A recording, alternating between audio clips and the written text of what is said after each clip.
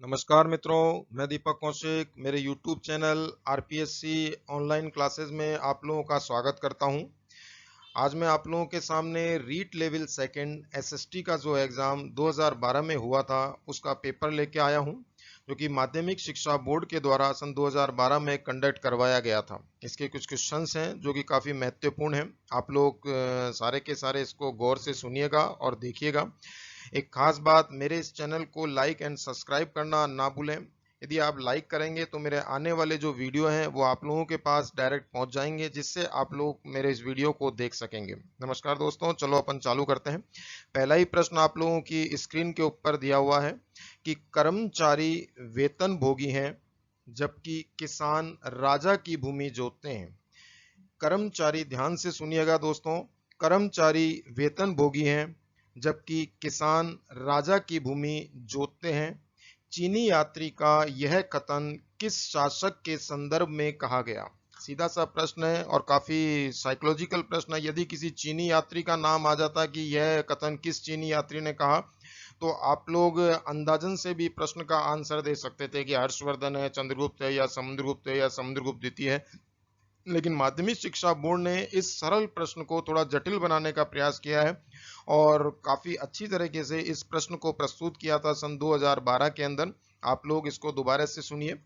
कर्मचारी वेतन भोगी हैं जबकि किसान राजा की भूमि जोतते हैं। चीनी यात्री का यह कथन किस शासक के संदर्भ में कहा गया?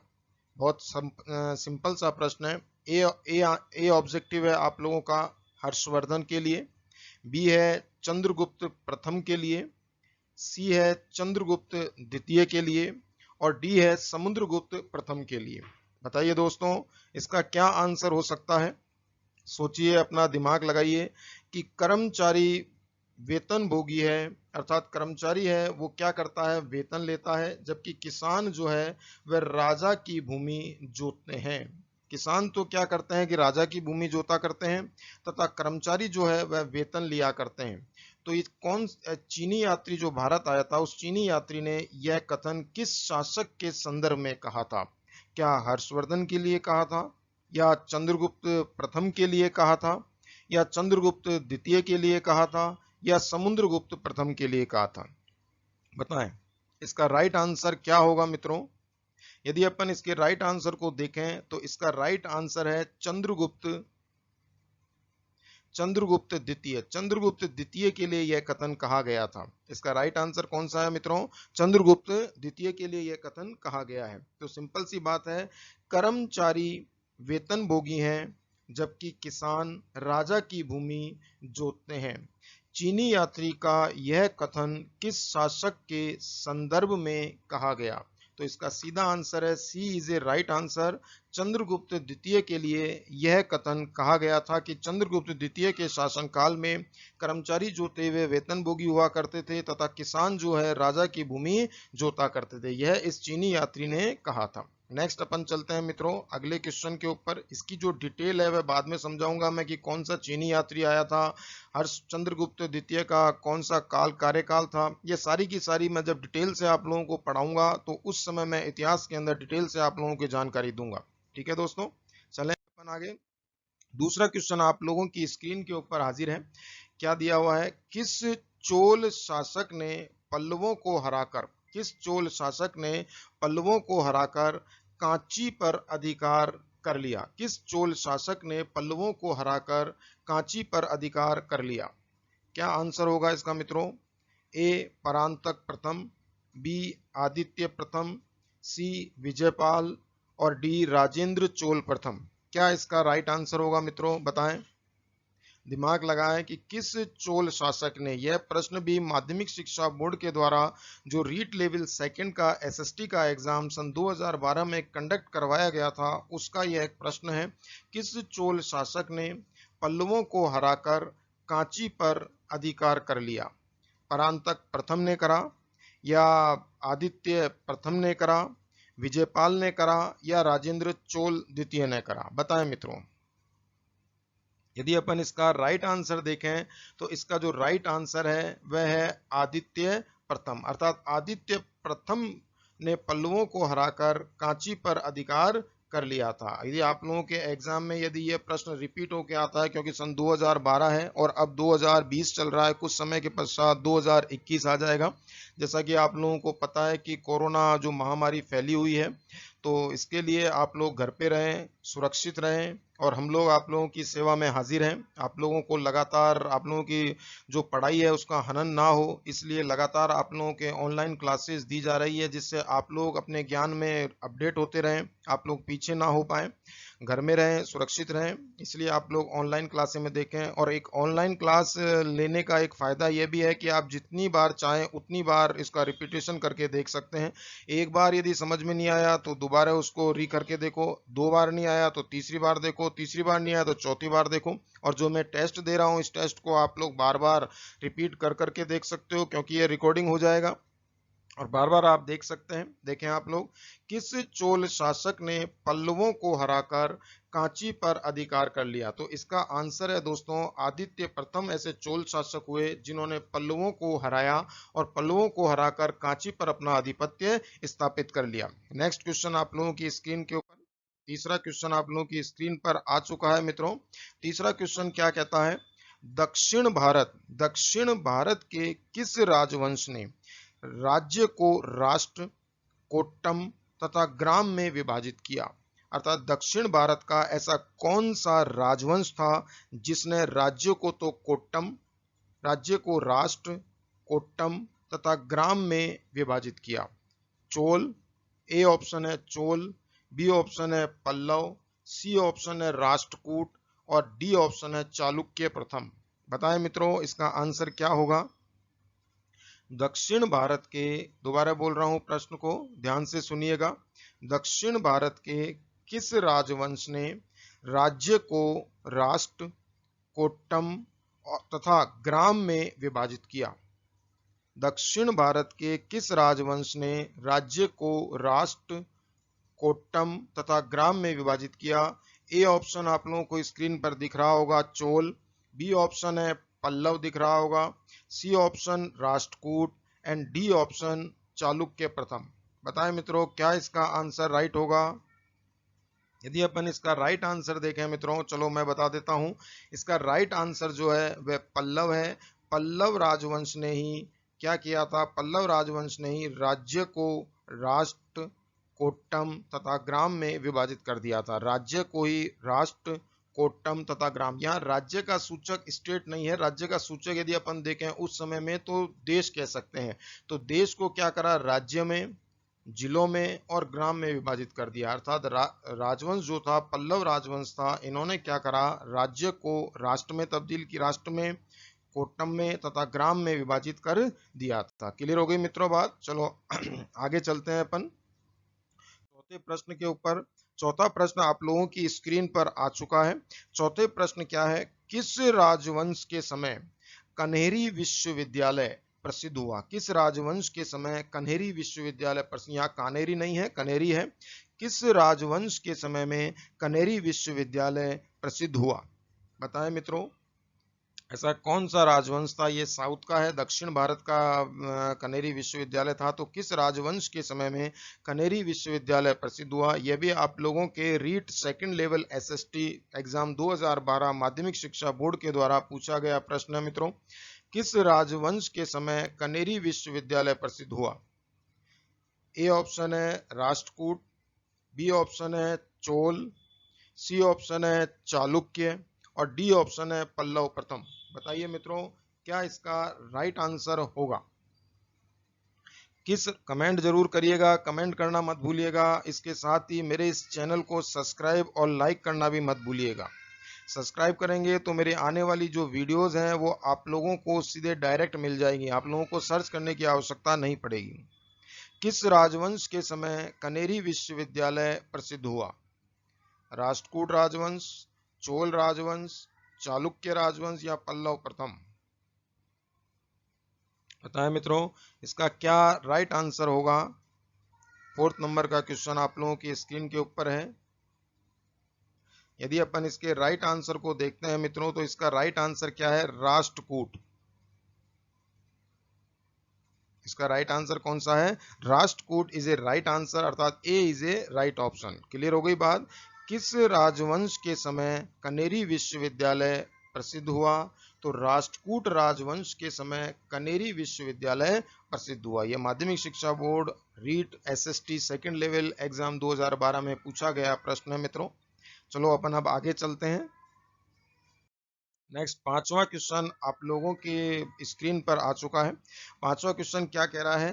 रामपुरा का वृषभ शीर्ष वाला अशोक स्तंभ किस राज्य में है? कितना अच्छा क्वेश्चन पूछा गया है। ये अशोक के बारे में मोस्टली जो क्वेश्चन आ रहे हैं ये माध्यमिक शिक्षा बोर्ड की पुस्तकों से ही आते हैं, तो आप लोग माध्यमिक शिक्षा बोर्ड की पुस्तकों का अध्ययन करना भी ना भूलें। मेरे इसी यूट्यूब चैनल पर मैं आप लोगों को माध्यमिक शिक्षा बोर्ड में कक्षा 6, 7, 8 में चलने वाली जो किताबें हैं एसएसटी की, उनके संपूर्ण पाठों का अध्ययन करवाऊंगा।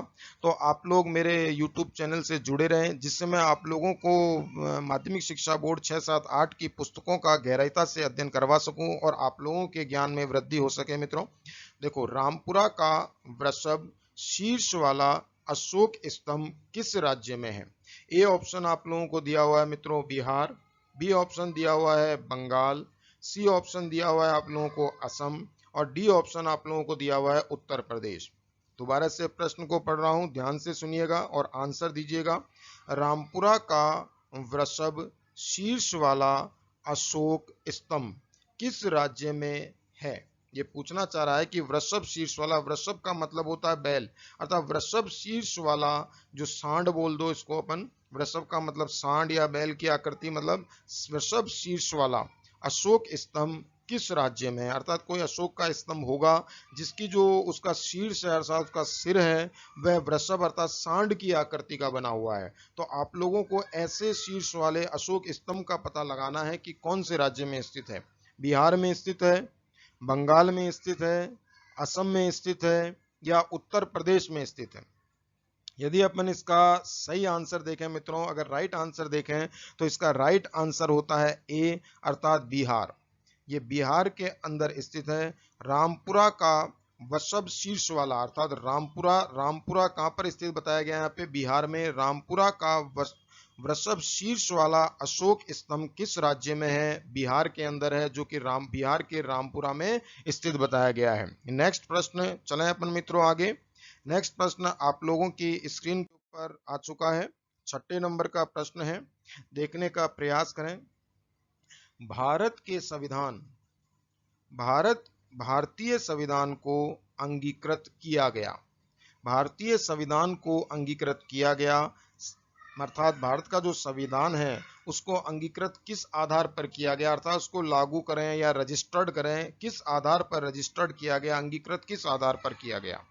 पहला है ऑप्शन संविधान सभा द्वारा अंगीकृत किया गया, बी ऑप्शन है संसद द्वारा अंगीकृत किया गया, सी ऑप्शन है लोकसभा द्वारा अंगीकृत किया गया और डी ऑप्शन है राज्यसभा द्वारा अंगीकृत किया गया।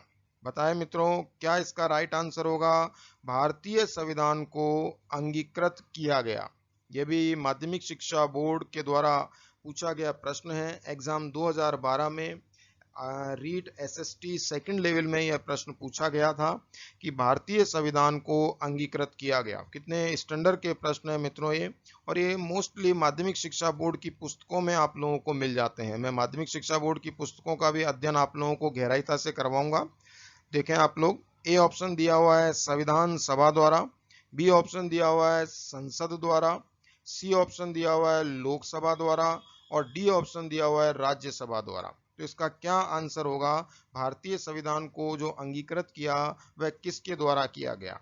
यदि अपन इसका राइट आंसर देखें मित्रों तो इसका राइट आंसर होगा ए, संविधान सभा के द्वारा भारतीय संविधान को अंगीकृत किया गया था। भारतीय संविधान को अंगीकृत किया गया था, किसके द्वारा किया गया मित्रों? संविधान सभा के द्वारा। इस बात को आप लोग याद रखिएगा कि भारतीय संविधान को किसके द्वारा अंगीकृत किया गया? तो संविधान सभा के द्वारा अंगीकृत किया गया। क्लियर है मित्रों? चलो अपन अब आगे चलते हैं नेक्स्ट क्वेश्चन पे। 7वां क्वेश्चन आप लोगों की स्क्रीन के ऊपर आ चुका है। 7वां क्वेश्चन क्या कह रहा है, अपन पढ़ने का प्रयास करते हैं। पंथ निरपेक्ष शब्दावली जिसे बाद में जोड़ा गया, अर्थात पंथ निरपेक्ष बोल दो या पथ निरपेक्ष बोल दो, पंथ निरपेक्ष शब्दावली जिसे बाद में जोड़ा गया का उल्लेख भारतीय संविधान के किस भाग में मिलता है।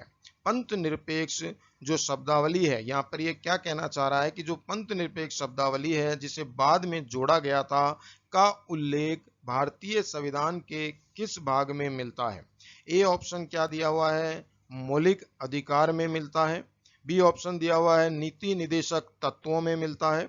सी ऑप्शन दिया हुआ है प्रस्तावना में मिलता है। और डी ऑप्शन दिया हुआ है इनमें से सभी में मिलता है। बताइए मित्रों क्या इसका आंसर होगा कि भारत पंथ निरपेक्ष शब्दावली जिसे बाद में जोड़ा गया का उल्लेख भारतीय संविधान के किस भाग में मिलता है। ए ऑप्शन मौलिक अधिकार, बी ऑप्शन नीति निदेशक तत्व, सी ऑप्शन प्रस्तावना में और डी ऑप्शन इनमें से सभी में। बताएं मित्रों किसमें दिया हुआ है पंथ निरपेक्ष शब्दावली।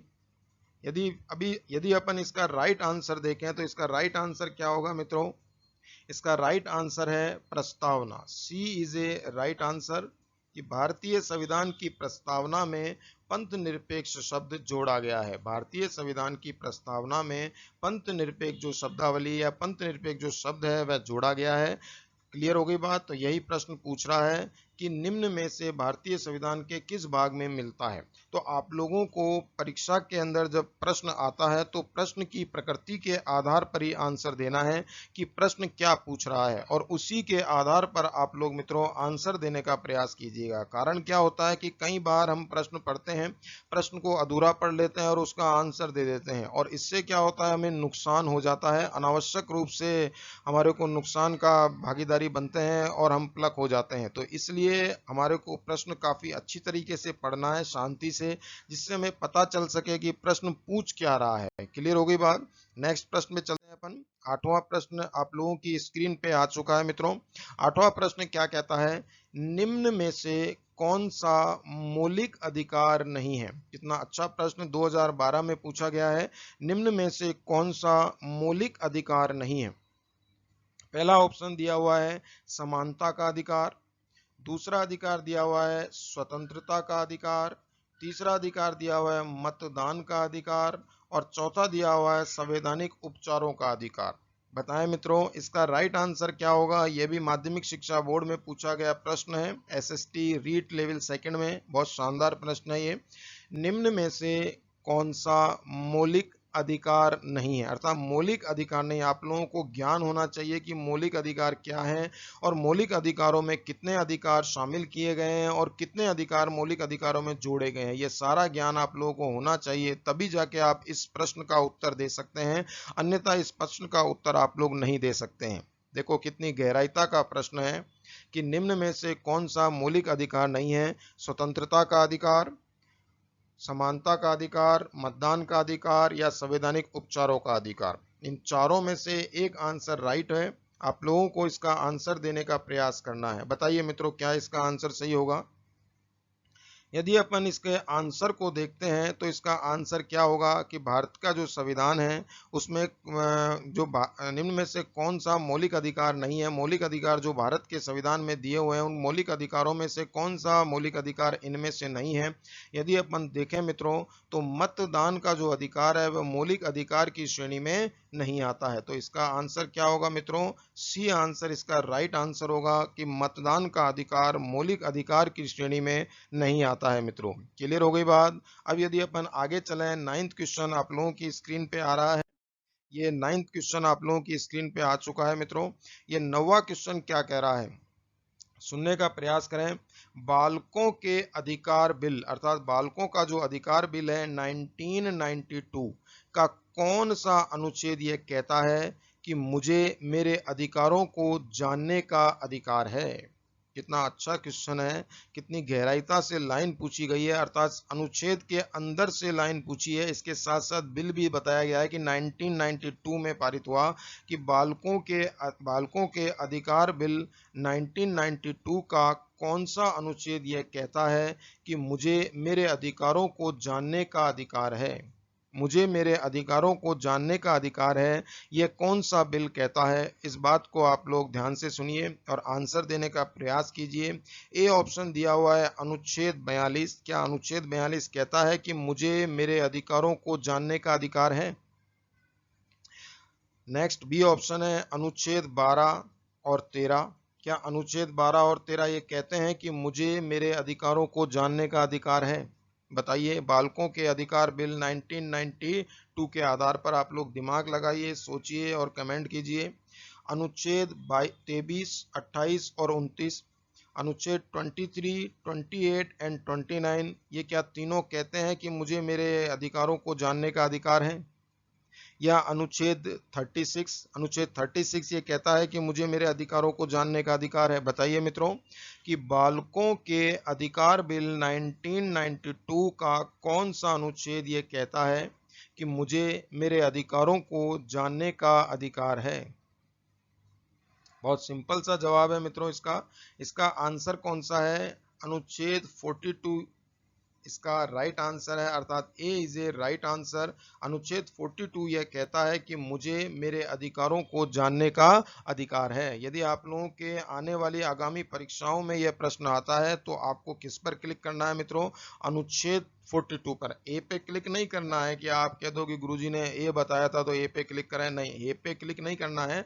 जहां अनुच्छेद 42 लिखा हुआ हो, चाहे ये अनुच्छेद 42 ए पे आ जाए, चाहे बी पे आ जाए, चाहे सी पे आ जाए, चाहे डी पे आ जाए, आप लोगों को अनुच्छेद 42 पे ही काला कर देना है, जिससे कि आप लोगों का जो प्रश्न है वह राइट हो जाए। क्लियर हो गई मित्रों बात? नेक्स्ट अपन चलते हैं 10 नंबर के क्वेश्चन पर। क्वेश्चन 10 आप लोगों की स्क्रीन पे आ चुका है। क्वेश्चन 10 क्या कह रहा है? मूल कर्तव्य संविधान के भाग 4 के किस अनुच्छेद में समाहित हैं? देखो कितना अच्छा क्वेश्चन आया है कि मूल कर्तव्य संविधान के भाग क या भाग ए बोल दो, संविधान के भाग के किस अनुच्छेद में समाहित है? ऑप्शन है अनुच्छेद 51A, ऑप्शन बी है अनुच्छेद 42, ऑप्शन सी है अनुच्छेद 50A, ऑप्शन डी है अनुच्छेद 52। इन चारों में से मित्रों कौन सा आंसर सही है कि मूल कर्तव्य संविधान के भाग 4 के किस अनुच्छेद में समाहित है? अर्थात मूल कर्तव्य जो संविधान का भाग 4 के है वह कौन से अनुच्छेद में दिए हुए हैं? अर्थात इसके जो मूल कर्तव्य हैं वह कौन से अनुच्छेद में दिए हुए हैं, कौन से अनुच्छेद में समाहित है? बताइए मित्रों, क्या इसका आंसर होगा? क्या इसका आंसर 51A होगा? क्या इसका आंसर 42 होगा? क्या इसका आंसर 50A होगा या 52 होगा? चारों में से एक आंसर राइट है। इस चारों में से एक आंसर को आप लोग सोचें और कमेंट में जवाब दें कि इसका क्या आंसर राइट होगा। मूल कर्तव्य संविधान के भाग 4 के अनुच्छेद किस अनुच्छेद में समाहित हैं? 51A, 42, 50A या 52? बताइए मित्रों। यदि अपन इसका आंसर देखें तो इसका आंसर क्या होगा मित्रों? इसका आंसर है अनुच्छेद 51A, अर्थात यहाँ पर स्क्रीन पर ए ऑप्शन दिया हुआ है 51A, तो आपको ए पर ही क्लिक करना है। A is a right answer. Clear हो गई बच्चों बात? नेक्स्ट प्रश्न पर अपन चलते हैं। 11वें नंबर का प्रश्न आप लोगों की स्क्रीन पर आ चुका है। 11वें नंबर का प्रश्न क्या कहता है देखने का प्रयास करें। किस महासागर में मेरियाना गर्त स्थित है? किस महासागर में मेरियाना गर्त स्थित है? तो बताइए मित्रों कौन से महासागर में मेरियाना गर्त स्थित बताया गया है? ए ऑप्शन है हिंद महासागर, बी ऑप्शन है प्रशांत महासागर, सी ऑप्शन है अंध महासागर और डी ऑप्शन है उत्तरी ध्रुव सागर। तो कौन से महासागर में मेरियाना गर्त स्थित है? बताइए मित्रों, हिंद महासागर में है या प्रशांत महासागर में है या अंध महासागर में है या उत्तरी ध्रुव सागर में है? चारों में से एक ऑप्शन राइट है। तो चारों में से एक ऑप्शन राइट है, तो आप बताइए चारों में से कौन सा ऑप्शन मित्रों राइट है? पहला है हिंद महासागर, दूसरा है प्रशांत महासागर, तीसरा है अंध महासागर और चौथा है उत्तरी ध्रुव सागर। अर्थात मेरियाना गर्त कौन से महासागर में स्थित है मित्रों? यदि अपन इसका राइट आंसर देखें तो इसका राइट आंसर क्या होगा मित्रों? इसका राइट आंसर है प्रशांत महासागर, अर्थात मेरियाना जो गर्त है वह प्रशांत महासागर में स्थित है, अर्थात सबसे गहरा गर्त प्रशांत महासागर में मेरियाना गर्त है। संपूर्ण सागरों में सबसे गहरा जो गर्त बताया गया है वह मेरियाना गर्त ही बताया गया है। और मेरियाना गर्त कहां पर, कौन से महासागर में स्थित है मित्रों, प्रशांत महासागर के अंदर स्थित है। क्लियर होगी बात, ये आप लोगों के प्रश्न क्लियर हो चुका है। नेक्स्ट प्रश्न अपन चलते हैं 12 नंबर पे। ये 12 नंबर का जो प्रश्न है आप लोगों की स्क्रीन पर हाजिर हो गया है। देखें आप लोग, क्षेत्रफल के आधार पर, क्षेत्रफल के आधार पर विश्व का सबसे बड़ा, क्षेत्रफल के आधार पर विश्व का सबसे बड़ा और सबसे छोटा महाद्वीप है। क्षेत्रफल के आधार पर विश्व का सबसे बड़ा और सबसे छोटा महाद्वीप है। अर्थात ये क्या पूछना चाह रहा है, ये पूछना चाह रहा है कि सबसे बड़ा महाद्वीप कौन सा है और सबसे छोटा महाद्वीप कौन सा है विश्व का। बताइए मित्रों। ए ऑप्शन में दिया हुआ है अफ्रीका और ऑस्ट्रेलिया, बी ऑप्शन में दिया हुआ है एशिया और एंटार्क्टिका। बताइए मित्रों। सी ऑप्शन में दिया हुआ है एशिया और ऑस्ट्रेलिया, डी ऑप्शन में दिया हुआ है उत्तरी अमेरिका एवं एंटार्क्टिका। क्षेत्रफल के आधार पर विश्व का सबसे बड़ा और सबसे छोटा महाद्वीप है। ए ऑप्शन है अफ्रीका और ऑस्ट्रेलिया, दोबारा से बोल रहा हूं प्रश्न को। बी ऑप्शन है एशिया और एंटार्क्टिका, सी ऑप्शन है एशिया और ऑस्ट्रेलिया, डी ऑप्शन है उत्तरी अमेरिका एवं एंटार्क्टिका। अपने पास बहुत टाइम है मित्रों, लॉकडाउन चल रहा है, आराम से घर बैठें, सुरक्षित रहें और अपने मोबाइल पे, लैपटॉप पे आराम से प्रश्नों को सरल करने का प्रयास करें, कोई जल्दी नहीं है। बताएं कौन सा है विश्व का सबसे बड़ा और कौन सा है विश्व का सबसे छोटा महाद्वीप क्षेत्रफल के आधार पर। यदि अपन इसका आंसर देखने का प्रयास करें मित्रों कि इसका राइट आंसर क्या होगा, क्या ए इसका राइट आंसर है एशिया ऑस्ट्रेलिया, क्या बी इसका राइट आंसर है एशिया और एंटार्क्टिका, क्या सी इसका राइट आंसर है एशिया और ऑस्ट्रेलिया, क्या डी इसका राइट आंसर है उत्तरी अमेरिका एवं एंटार्क्टिका। यदि इसका अपन राइट आंसर देखें मित्रों तो Asia, C is a right answer, Asia and Australia, अर्थात एशिया और ऑस्ट्रेलिया ही इसके राइट आंसर है। एशिया जो है मित्रों वह विश्व का सबसे बड़ा महाद्वीप है और ऑस्ट्रेलिया, जैसे कि आप लोगों को कर्सर से दिख रहा है, मेरा पेन चल रहा है, आप लोगों को पेन मोबाइल पेन आप लोगों को मेरी स्क्रीन पर दिख रहा होगा। मेरा जो सबसे बड़ा जो महाद्वीप है वह एशिया महाद्वीप है और सबसे छोटा जो महाद्वीप है मित्रों ऑस्ट्रेलिया सबसे छोटा महाद्वीप है क्षेत्रफल की दृष्टि से। यदि आप लोगों को इस आंसर को क्लिक करें, ठीक है मित्रों। चलें आगे, नेक्स्ट देखते हैं अपन 13वां क्वेश्चन आप लोगों की स्क्रीन पर आ चुका है। देखें 13वां क्वेश्चन क्या कहता है। निम्नलिखित में से कौन सा एक पृथ्वी पर परिमंडल नहीं है।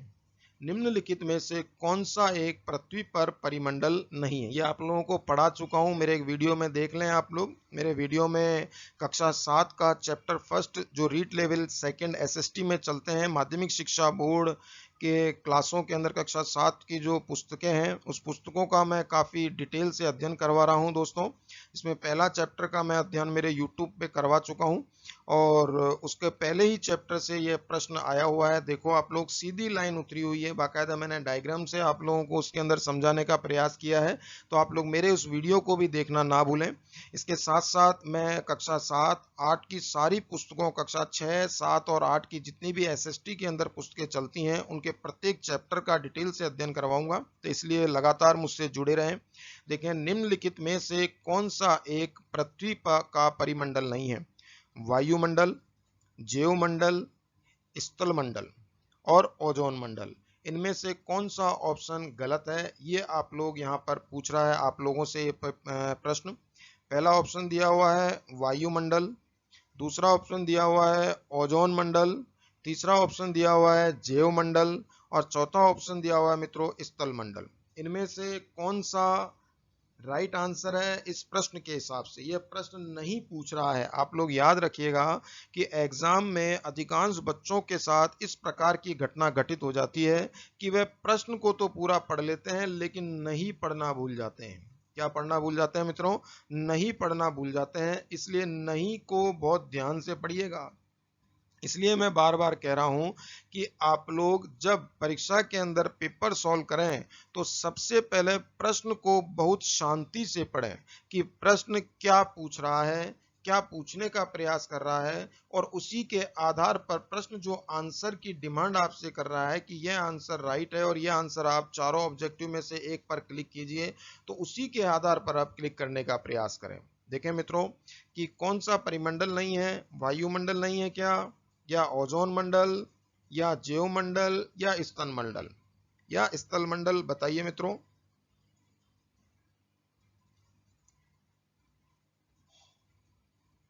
यदि अपन इसका राइट आंसर देखें तो इन चारों में से कौन सा नहीं है? ओजोन मंडल। ओजोन मंडल परिमंडल की श्रेणी में नहीं आता है।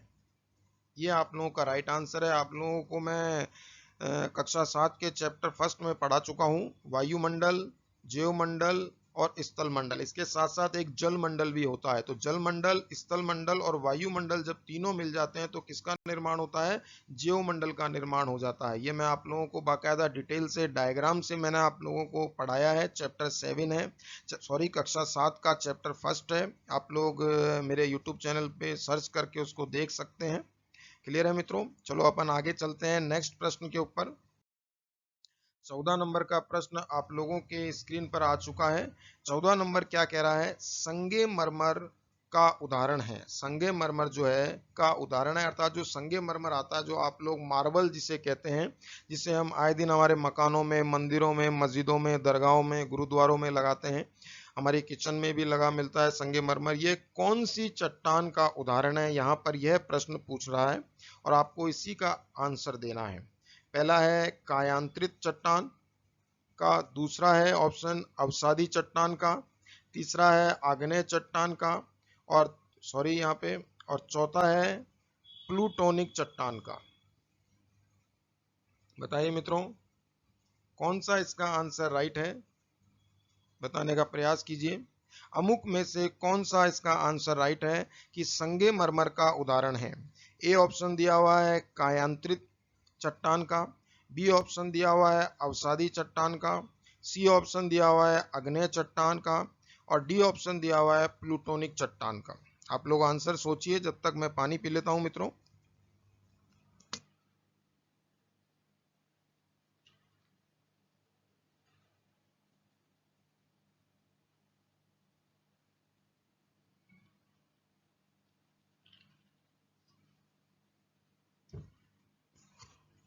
बताइए कि संगमरमर जो मार्बल है किस कौन सी चट्टान का उदाहरण है? यदि अपन इसका राइट आंसर देखें, आप लोगों के मन मस्तिष्क में आंसर आ गया होगा। देखें तो कायांतरित चट्टान का उदाहरण है मार्बल या संगमरमर। जो संगमरमर होता है मित्रों वह कायांतरित चट्टान है। चट्टानों के बारे में मैं डिटेल से आप लोगों को समझाऊंगा कि कौन सी चट्टान कैसे निर्मित होती है, किस प्रकार से उनका निर्माण होता है, कायांतरित चट्टान कैसे बनती है, अवसादी चट्टानों का निर्माण कैसे होता है, आग्नेय चट्टानों का निर्माण कैसे होता है, प्लूटोनिक चट्टानों का निर्माण कैसे होता है। ये सारी डिटेल में आप लोगों को कक्षा 6, 7, 8 के चैप्टरों के माध्यम से कंप्लीट समझाने का प्रयास करूंगा। नेक्स्ट अपन चलते हैं मित्रों 15वें क्वेश्चन के ऊपर। ये आप लोगों की स्क्रीन पर हाजिर है 15वां क्वेश्चन। क्या कह रहा है 15वां क्वेश्चन? अपक्षय एवं अपर्दन की संयुक्त क्रिया को कहते हैं। अपक्षय एवं अपर्दन की संयुक्त क्रिया को कहते हैं। यह भी माध्यमिक शिक्षा बोर्ड की पुस्तक में से ही पूछा गया प्रश्न है। इसलिए मैं आप लोगों को बार बार कह रहा हूं कि रीट की जितने भी विद्यार्थी तैयारी कर रहे हैं वह अपना फोकस माध्यमिक शिक्षा बोर्ड की जो पुस्तकें हैं उनके ऊपर ज्यादा देवें, या अपना फोकस माध्यमिक शिक्षा बोर्ड की पुस्तकों के ऊपर ज्यादा करें, जिससे कि आप लोगों के सफल होने के चांस ज्यादा हो सकें। क्योंकि माध्यमिक शिक्षा बोर्ड की पुस्तकों में से सीधे सीधे प्रश्न आ रहे हैं। देखें 15वां क्वेश्चन, अपक्षय एवं अपर्दन की संयुक्त क्रिया को कहते हैं। ए ऑप्शन है अपघटन, बी ऑप्शन है जलीकरण, सी ऑप्शन है कार्बोनेशन और डी ऑप्शन है अनाच्छादन। ये सारे के सारे जो आप लोगों को टॉपिक दिए हुए हैं, अपक्षय, अपरदन, अपघटन, जलीकरण, कार्बोनेशन, अनाच्छादन, ये छोटी क्लासों के अंदर डिटेल से समझाए हुए हैं। कक्षा 6 से लेकर 8वीं कक्षाओं में ये डिटेल से सारे प्रश्नों के जवाब दिए हुए हैं। डिटेल से इनकी विविध परिभाषाएं बताई गई हैं।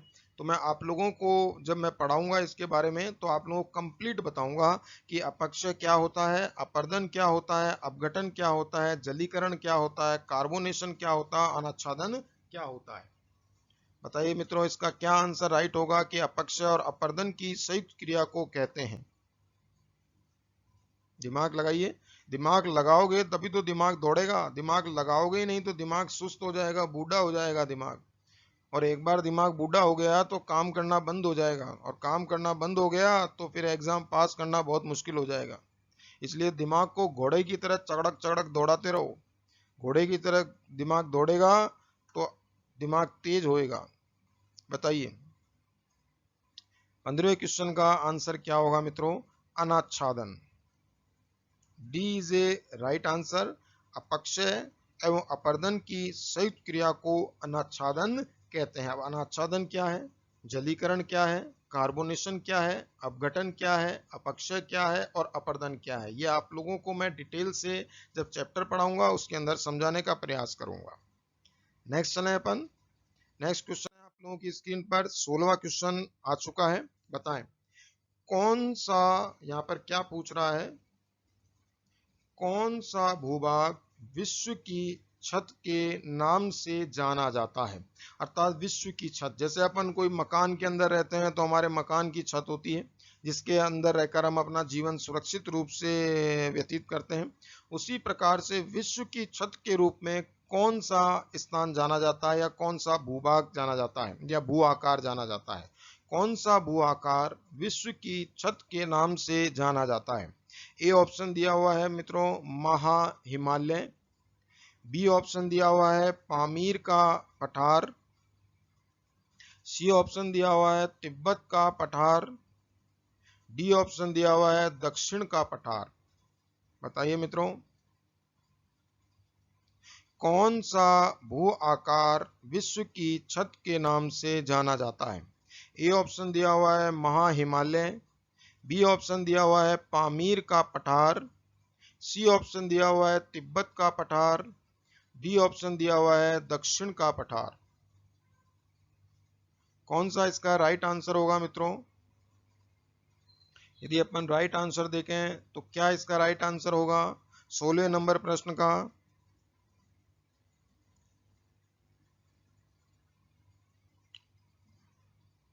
कौन सा भूभाग विश्व की छत के नाम से जाना जाता है? B is a right answer मित्रों। पामीर का पठार विश्व की छत के नाम से जाना जाता है। क्लियर हो गई बात? चलो अपन चलते हैं अब नेक्स्ट क्वेश्चन के ऊपर। इस बात को याद रखिएगा, विश्व की छत पामीर का पठार। नेक्स्ट क्वेश्चन 17वां क्वेश्चन आप लोगों की स्क्रीन पर हाजिर है।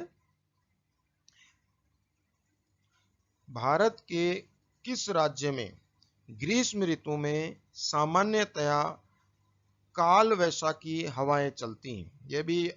यह भी माध्यमिक शिक्षा बोर्ड के रीट के एग्जाम में पूछा गया प्रश्न है, और यह भी माध्यमिक शिक्षा बोर्ड के द्वारा जो 6ठी 7वीं 8वीं की पुस्तकें चलती हैं उन्हीं में से यह प्रश्न आया हुआ है। बहुत सिंपल प्रश्न है, 6ठी 7वीं 8वीं का बच्चा इस प्रश्न का आंसर दे सकता है, लेकिन हम लोग रीट की तैयारी करने वाले जो ग्रेजुएट हैं वो इन सवालों में अटक जाते हैं, क्योंकि हम माध्यमिक शिक्षा बोर्ड की पुस्तकों का गहराईता से अध्ययन नहीं करते हैं। इसलिए आप लोग माध्यमिक शिक्षा बोर्ड की पुस्तकों का गहराईता से अध्ययन करने का प्रयास करें। मैं बार बार कह रहा हूं, और मेरे इस चैनल पे मैं माध्यमिक शिक्षा बोर्ड की पुस्तकों को डिटेल से पढ़ाऊंगा। भारत के किस राज्य में ग्रीष्म ऋतु में सामान्यतया काल वैशाखी हवाएं चलती हैं? ए ऑप्शन है पश्चिमी बंगाल, बी ऑप्शन है अरुणाचल प्रदेश, सी ऑप्शन है उड़ीसा और डी ऑप्शन है लद्दाख। बताएं। ये प्रश्न रिजेक्ट हुआ था क्योंकि इसमें एक प्रश्न में कंफ्यूजन है, ये मैं आप लोगों को बता दूंगा। ज्यादा कंफ्यूजन नहीं है, आंसर को लेके कोई ज्यादा गड़बड़ नहीं है। भारत के किस राज्य में ग्रीष्म ऋतु में सामान्यतया काल वैशाखी हवाएं चलती हैं? ए ऑप्शन है पश्चिमी बंगाल, बी ऑप्शन है अरुणाचल प्रदेश, सी ऑप्शन है उड़ीसा, डी ऑप्शन है लद्दाख। क्या इसका राइट आंसर होगा बच्चों? ए ऑप्शन पे दिया हुआ है पश्चिमी बंगाल, बी ऑप्शन पे दिया हुआ है अरुणाचल प्रदेश, अर्थात ए एंड बी ये दोनों ही राइट आंसर थे, इसलिए यह प्रश्न थोड़ा रिजेक्ट किया गया माध्यमिक शिक्षा बोर्ड के द्वारा कि पश्चिमी बंगाल और अरुणाचल प्रदेश दोनों ही इसके राइट आंसर हैं। तो आप लोगों को रिजल्ट पर ध्यान नहीं देना है, आप लोगों को ध्यान देना है कि दोनों के दोनों प्रश्न सही हैं, दोनों के दोनों प्रश्नों के ए और बी दोनों जवाब सही हैं। यदि एग्जाम में आ जाता है कि कभी अरुणाचल प्रदेश लिखा हुआ आ जाए या बंगाल लिखा हुआ आ जाए, और यदि ए की लिखा हुआ आता है या सी पे दिया जाता है कि उपरोक्त दोनों, तो आपको दोनों पर काला कर देना है। इसलिए इसको याद रख लेना है कि ग्रीष्म ऋतु में सामान्यतः काल वैशाखी हवाएं पश्चिमी बंगाल और अरुणाचल प्रदेश में चला करती हैं। मित्रों चलें आगे अपन नेक्स्ट प्रश्न पे। 18वें नंबर का प्रश्न आप लोगों की स्क्रीन पे आ चुका है। मित्रों 18वें नंबर का प्रश्न क्या कह रहा है, देखें। भारत के किस क्षेत्र में याक पशु मिलता है? याक तो आप समझ गए होंगे, प्रश्न काफी इजी है और यह भी माध्यमिक शिक्षा बोर्ड की पुस्तकों में से ही पूछा गया प्रश्न है। भारत के किस क्षेत्र में याक पशु मिलता है? पहला ऑप्शन है मित्रों सुंदरवन, दूसरा ऑप्शन है अरुणाचल प्रदेश, तीसरा ऑप्शन है दार्जिलिंग और चौथा ऑप्शन है लद्दाख। मेरे जो वीडियो हैं काफ़ी लंबे हो जाते हैं, एक एक डेढ़ डेढ़ दो दो घंटे के वीडियो बन जाते हैं और बीच में मैं छोड़ नहीं सकता हूं,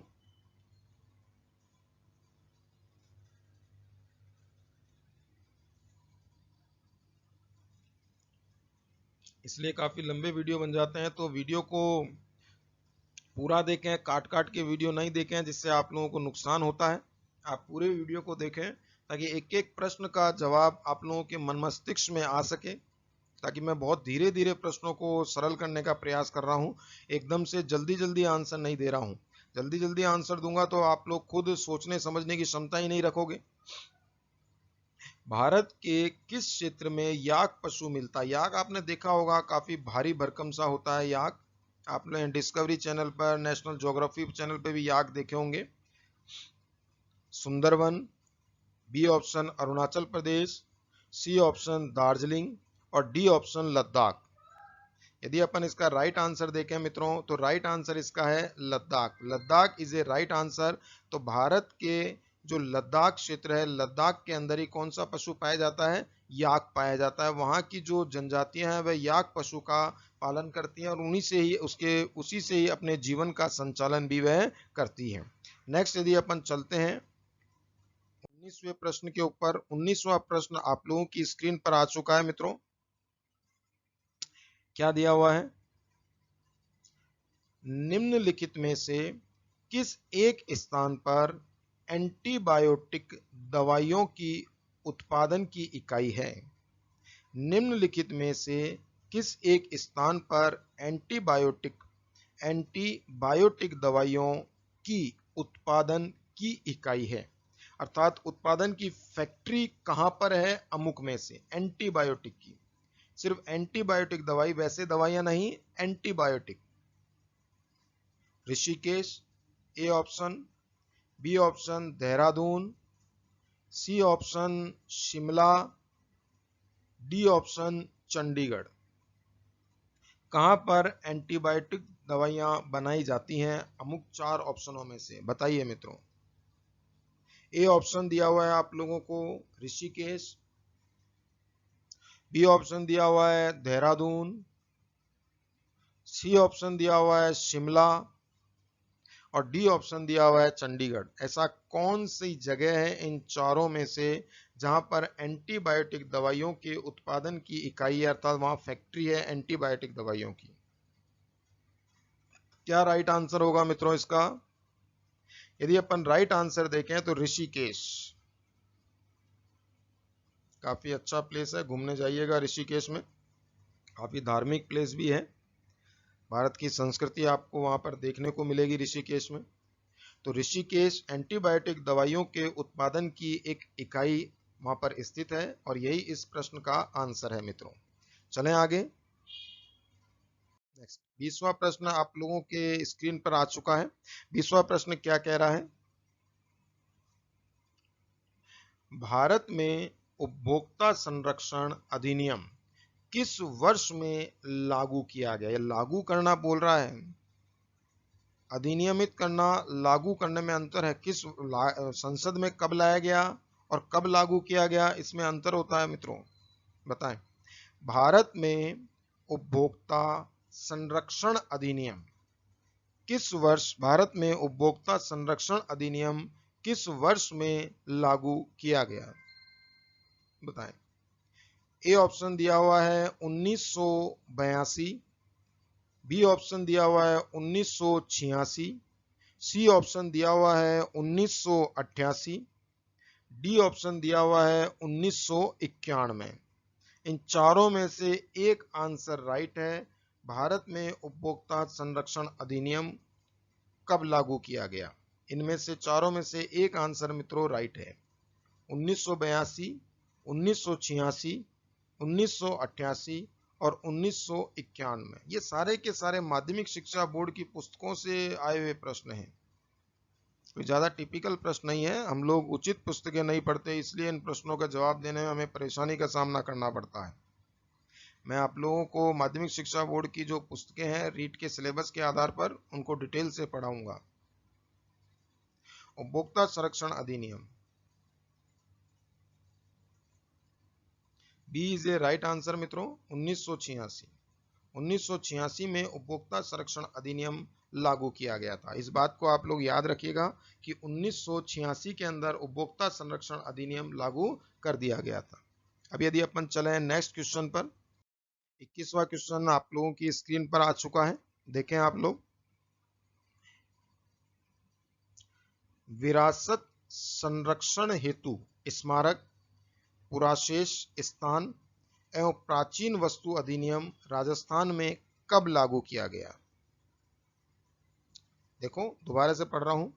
विरासत के संरक्षण हेतु स्मारक, पुराशेष, पुरावशेष नहीं है, पुराशेष ही है, पुराशेष स्थान एवं प्राचीन वस्तु, पुराशेष मतलब प्राचीन स्थान, पुराशेष स्थान एवं प्राचीन वस्तु अधिनियम राजस्थान में कब लागू हुआ? ए ऑप्शन दिया हुआ है मित्रों 1961, बी ऑप्शन दिया हुआ है 1971, सी ऑप्शन दिया हुआ है 1947, डी ऑप्शन दिया हुआ है 1952। विरासत के संरक्षण हेतु स्मारक, पुराशेष स्थान एवं प्राचीन वास्तु अधिनियम राजस्थान में कब लागू किया गया? 1961, 1971, 1947 और 1952। क्या इसका राइट आंसर होगा? यदि अपन इसका राइट आंसर देखें तो ए इज ए राइट आंसर मित्रों। 1961 में राजस्थान में विरासत के संरक्षण हेतु स्मारक, पुरावशेष स्थान एवं प्राचीन वास्तु अधिनियम लागू किया गया। कब किया गया मित्रों? 1961 में। आप लोगों को इसको याद रख लेना है कि 1961 में लागू किया गया था। नेक्स्ट आप लोगों के सामने प्रश्न आ चुका है स्क्रीन पर, देखें। बादल क्या है? बादल क्या है? यह प्रश्न भी रिजेक्ट किया गया था। बादल क्या है? बादल को ये यहाँ पे इसका इंडिकेशन ये नहीं है कि बरसात हो रही है उसे बादल कह रहे हैं। यहाँ पर बादल एक संस्कृति से संबंधित जुड़ा हुआ प्रश्न है। बताइए मित्रों बादल क्या है? मांड गायन की परंपरा, ए ऑप्शन, बी ऑप्शन बिंजारों का वह बैल समूह जिसकी पीठ पर माल रखकर विक्रय हेतु ले जाया जाता था। लड़कर, ये थोड़ा मिस्टेक हो गया है यहाँ पे, इसको रब कर देते हैं मित्रों अपन। देखें, बताएं हो जाती है टाइपिंग मिस्टेक। बिंजारों का वह बैल समूह जिसकी पीठ पर माल विक्रय हेतु ले जाया जाता था या ले जाया जाता है। दूसरा, ओल्यू का एक पर्यायवाची है। तीसरा, अकाल पड़ने पर मवेशियों को चारे पानी की खोज में अन्य भूभाग में ले जाने की घटना, अर्थात अकाल पड़ गया तो मवेशी को चारे पानी की खोज के लिए एक भाग से दूसरे भाग, जैसे गडरिये चलते हैं, एक भाग से दूसरे भाग ले जाने की घटना। बादल बताएं। क्या मांड गायन की एक परंपरा है बादल, या बंजारों का बैल समूह है जिसकी पीठ पर माल विक्रय हेतु ले जाया जाता था, या ओल्यू है, ओल्यू का पर्यायवाची है, या अकाल पड़ने पर मवेशियों को चारे पानी की खोज के लिए अन्य भूभाग में ले जाने की घटना। बताएं मित्रों, क्या इसका राइट आंसर होगा। यह प्रश्न हटा दिया गया था माध्यमिक शिक्षा बोर्ड के द्वारा। बताइए। इस प्रश्न में एक कंफ्यूजन था कि कुछ तो कह रहे थे कि मांड गायन की परंपरा, राइट आंसर, कुछ कह रहे थे कि बंजारों के ऊपर जो बंजारे जो बैल समूह लेके जाते थे उनकी पीठ पर जो सामान रख के विक्रय हेतु जाया, वो मुख्य सामान क्या होता था, नमक होता था। तो क्या इसका राइट आंसर होगा मित्रों।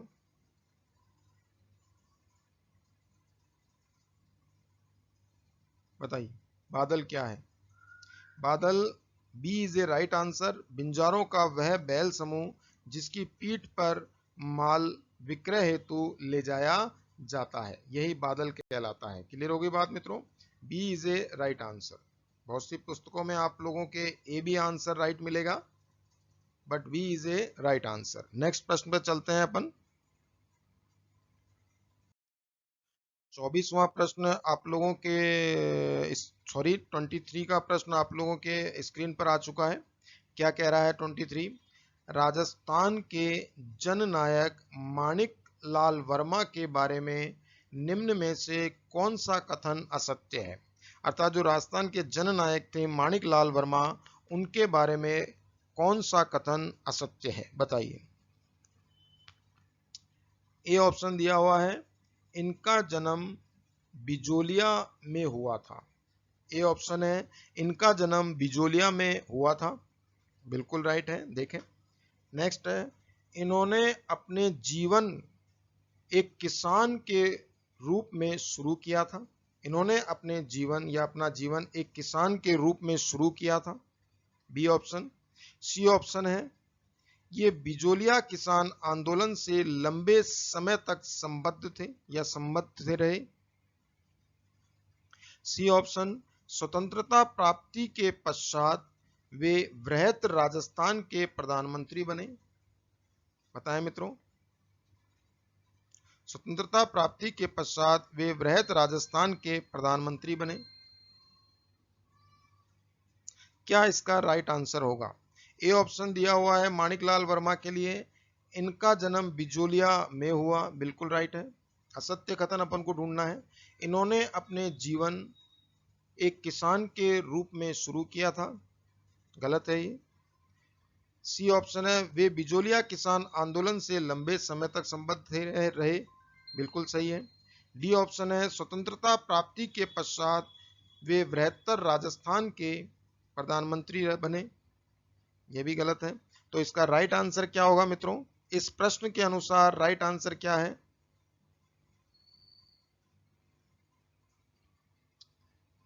एक तो बी ऑप्शन सही है और एक डी ऑप्शन सही है। यह प्रश्न भी रिजेक्ट किया गया था, अर्थात दोनों दो आंसर इसके दिख रहे हैं। जैसे पिछले मैंने आपको बताया था, इसमें दो आंसर लग रहे थे लगभग, तो इसमें भी दो आंसर राइट हैं, इसलिए यह प्रश्न पे भी कंफ्यूजन आया था।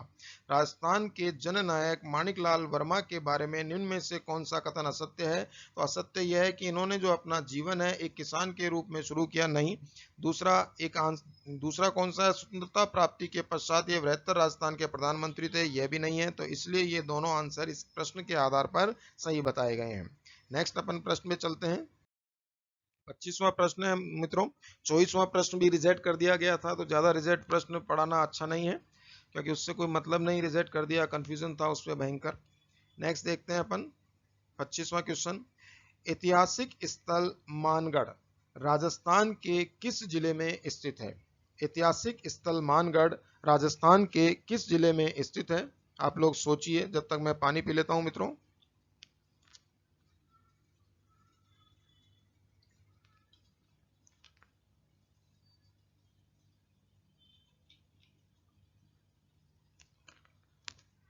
ऐतिहासिक स्थल मानगढ़ राजस्थान के किस जिले में स्थित है?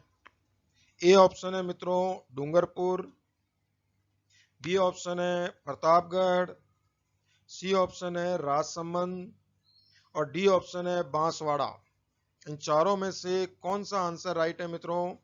ऐतिहासिक स्थल मानगढ़ राजस्थान के किस जिले में स्थित है? ए ऑप्शन है डूंगरपुर, बी ऑप्शन है प्रतापगढ़, सी ऑप्शन है राजसमंद और डी ऑप्शन है बांसवाड़ा। क्या राइट आंसर होगा इसका? मानगढ़ कहां पर स्थित? इसे मानगढ़ धाम भी कहते हैं। Banswara is a right answer. ऐतिहासिक स्थल मानगढ़ राजस्थान के बांसवाड़ा जिले के अंदर स्थित है। क्लियर हो गई बात? इस प्रश्न को भी याद रख लीजिएगा। यह प्रश्न भी माध्यमिक शिक्षा बोर्ड के REET second level SST exam 2012 में पूछा गया प्रश्न है मित्रों। बांसवाड़ा के अंदर ही मानगढ़ धाम स्थित है। क्लियर हो गई बात? इसके बारे में डिटेल से पढ़ाऊंगा। यह भी माध्यमिक शिक्षा बोर्ड की पुस्तकों में से ही पूछा गया प्रश्न है। नेक्स्ट अपन चले 26वें प्रश्न के ऊपर। 26वां प्रश्न आप लोगों की स्क्रीन पे आ चुका है। निम्नलिखित में से कौन सा एक प्रायोजना का प्रकार थॉमस एम रिस्क ने माध्यमिक विद्यालय के लिए प्रतिपादित किया था? दोबारा प्रश्न पढ़ रहा हूं।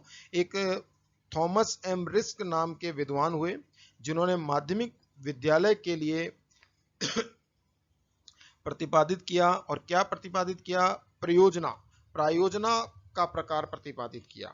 बताएं निम्नलिखित में से कौन सा एक प्रायोजना का प्रकार, मतलब प्रायोजना का कौन सा प्रकार है जो कि थॉमस एम रिस्क ने प्रतिपादित किया था माध्यमिक शिक्षा या माध्यमिक विद्यालयों के लिए? बताएं मित्रों क्या राइट आंसर होगा इसका? पहला है सामाजिक प्रायोजना, दूसरा है आर्थिक प्रायोजना, तीसरा है उत्पादन प्रायोजना और चौथा है पर्यावरणीय प्रायोजना अर्थात प्रैक्टिकल। क्लियर हो गई बात? प्रैक्टिकल की क्रियाएं होना। बताएं सामाजिक प्रायोजना या सामाजिक प्रायोजना, आर्थिक प्रायोजना, उत्पादन प्रायोजना या डी नंबर है पर्यावरणीय प्रायोजना। बताइए मित्रों क्या होगा? थॉमस एम रिस्क ने कौन सी प्रायोजना का सिद्धांत प्रतिपादित किया था माध्यमिक विद्यालयों के लिए? सी इज ए राइट आंसर मित्रों। सी इसका राइट आंसर है। उत्पादन प्रायोजना का सिद्धांत अर्थात उत्पादन के रूप में प्रैक्टिकल करे जाएं जिससे कि आगे जाके विद्यार्थी अपने जीवन को सुकून से व्यतीत कर सकें। उत्पादन प्रायोजना। क्लियर हो गई बात? नेक्स्ट प्रश्न चलते हैं अपन 27 प्रश्न आप लोगों की स्क्रीन पे आ चुका है। बताएं निम्नलिखित में से कौन सा एक सामाजिक विज्ञान में मूल्यांकन का मुख्य उद्देश्य है? अर्थात सामाजिक विज्ञान सोशल स्टडीज, सोशल साइंस जिसे कहते हैं। तो निम्नलिखित में से कौन सा एक सामाजिक विज्ञान में मूल्यांकन का मुख्य उद्देश्य है? 27वां प्रश्न आप लोगों के स्क्रीन पर है। इसका जवाब दीजिए मित्रों। क्या इसका मूल्यांकन का मुख्य उद्देश्य क्या है सामाजिक विज्ञान की? सामाजिक विज्ञान में छात्र, ए ऑप्शन है छात्रों के ज्ञान की जांच करना, बी ऑप्शन है उत्तम कक्ष अध्यापन करना, सी ऑप्शन है शैक्षिक नियोजन करना अर्थात नियोजन का मतलब प्लानिंग, डी ऑप्शन है सामाजिक विकास करना।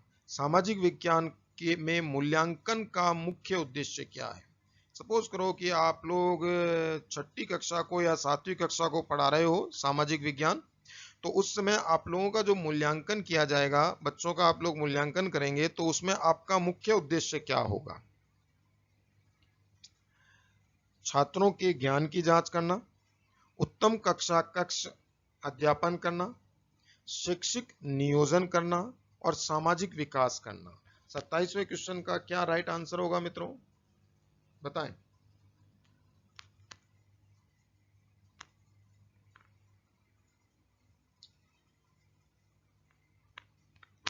सामाजिक विज्ञान के मूल्यांकन का मुख्य उद्देश्य क्या है?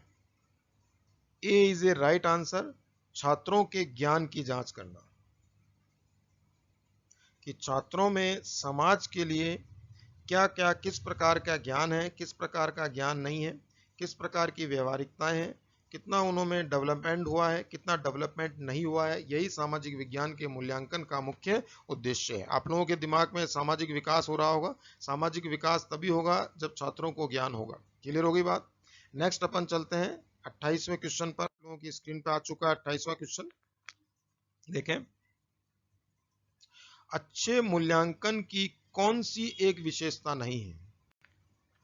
अच्छे मूल्यांकन की कौन सी एक विशेषता नहीं है?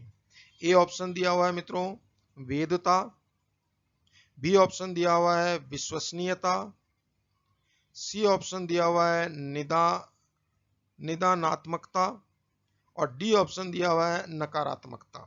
ये तो आप लोगों को दिख ही रहा है आंसर, इसमें ज्यादा दिमाग लगाने की आवश्यकता नहीं है कि अच्छे मूल्यांकन की कौन सी एक विशेषता नहीं है। मूल्यांकन की जो मूल्यांकन हम कर रहे हैं, चाहे कोई टीचर के द्वारा मूल्यांकन किया जा रहा है या पेरेंट्स के द्वारा मूल्यांकन किया जा रहा है, तो इसमें मूल्यांकन की कौन सी विशेषता नहीं है, मूल्यांकन किस तरीके से नहीं किया जाना चाहिए। सीधा आंसर है नकारात्मकता। पहले ही नकारात्मक सोच रखोगे तो हर आंसर भी आपके नकारात्मक आएगा, इसलिए नकारात्मकता मूल्यांकन की विशेषता नहीं है। क्लियर होगी मित्रों बात।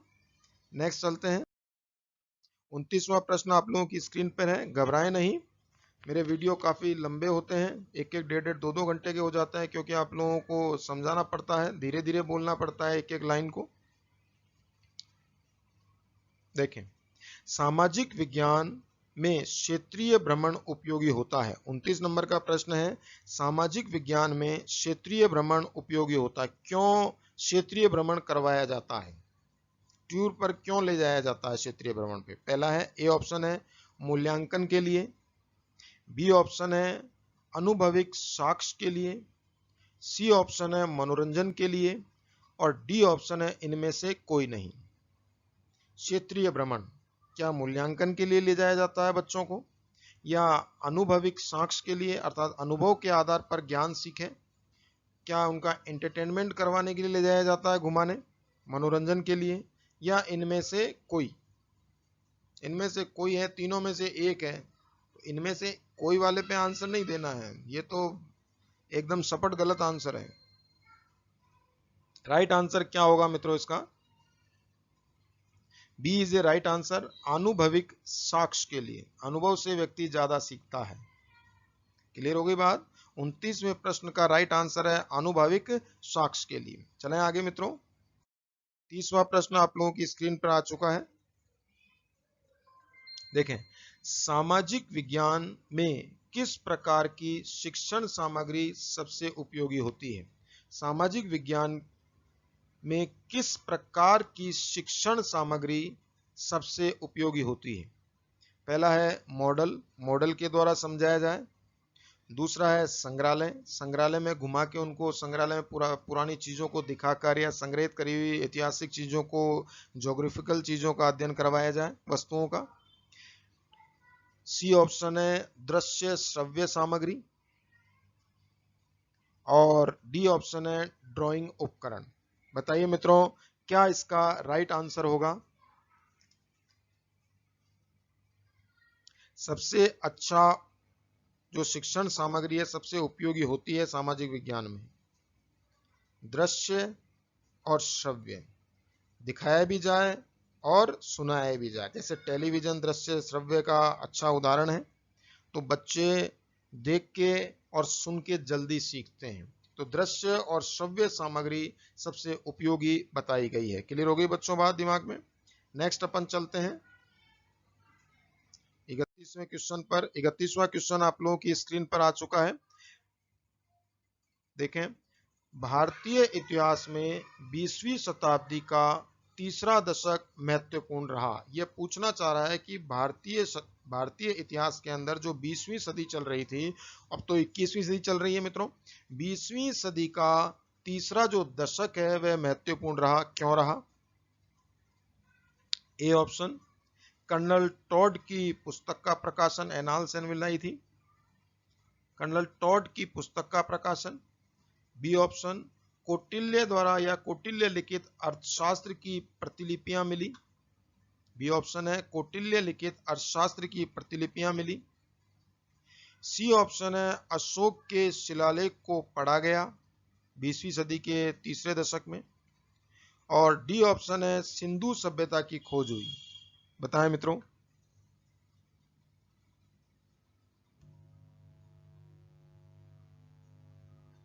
कौन सा आंसर इसका राइट है? कर्नल टॉड की पुस्तक का प्रकाशन हुआ, या कौटिल्य लिखित अर्थशास्त्र की प्रतिलिपियां मिली, या अशोक के शिलालेख को पढ़ा गया, या सिंधु सभ्यता की खोज हुई। 20वीं शताब्दी के तीसरे दशक में, सब माध्यमिक शिक्षा बोर्ड की किताबों में ऐसी की ऐसी लाइनें लिखी हुई हैं।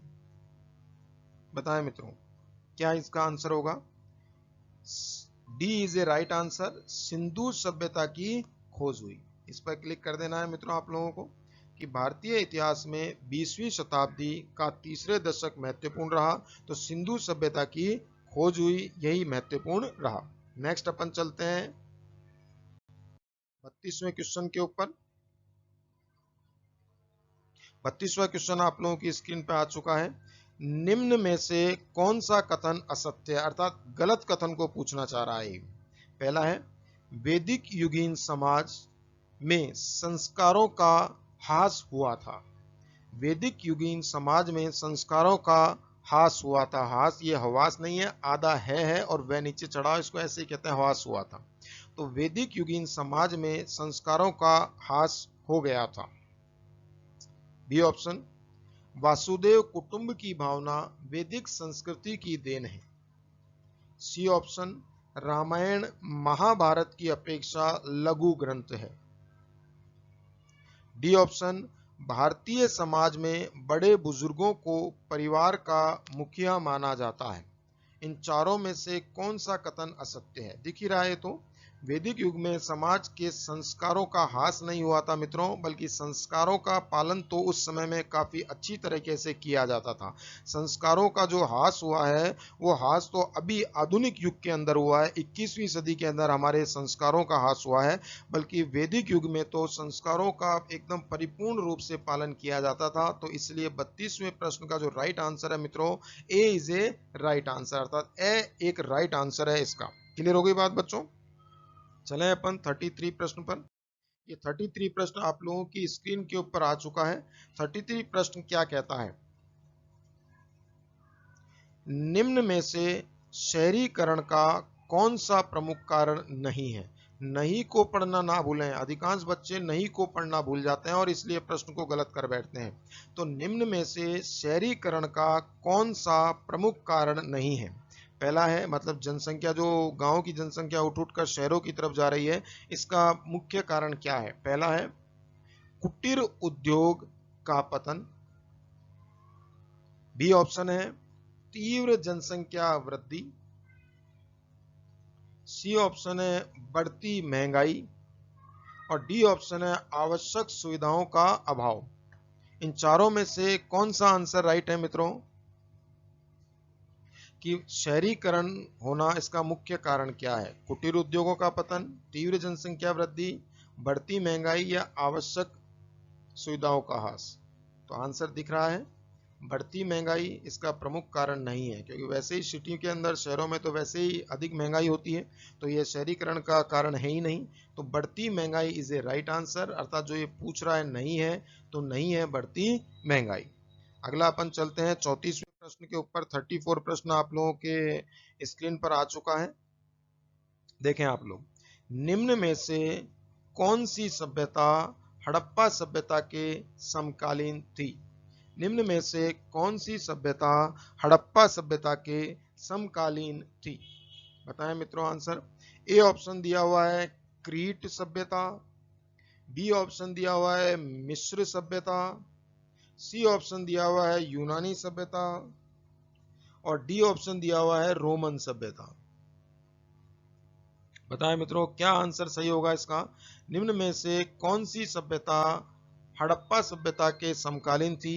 क्रीट सभ्यता, मिस्र सभ्यता, यूनानी सभ्यता या रोमन सभ्यता। अर्थात एक तरफ तो हड़प्पा सभ्यता पनप रही थी और एक तरफ तो हड़प्पा सभ्यता पनप रही थी और दूसरी तरफ यदि अपन देखें तो क्रीट की सभ्यता या मिस्र की सभ्यता या यूनानी सभ्यता या रोमन सभ्यता, इनमें से कौन सी सभ्यता पनप रही थी मित्रों बताएं।